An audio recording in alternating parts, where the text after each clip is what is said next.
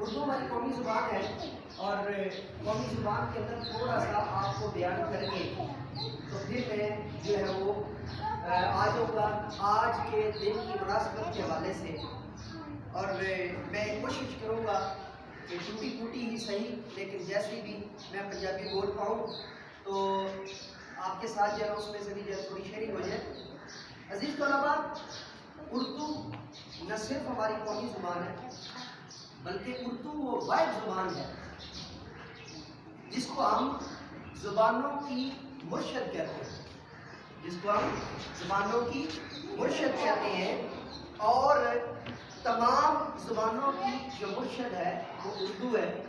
उसकी वजह क्या है कि आप पंजाबी उठा कर देख लें, आप पख्तून उठा कर देख लें, पटवारी उठा कर देख लें, आपको हर इस ज़ुबान के अंदर जो है वो हमारी तमाम मुकामी ज़ुबानों के अंदर आपको उर्दू के अल्फाज मिल जाएंगे।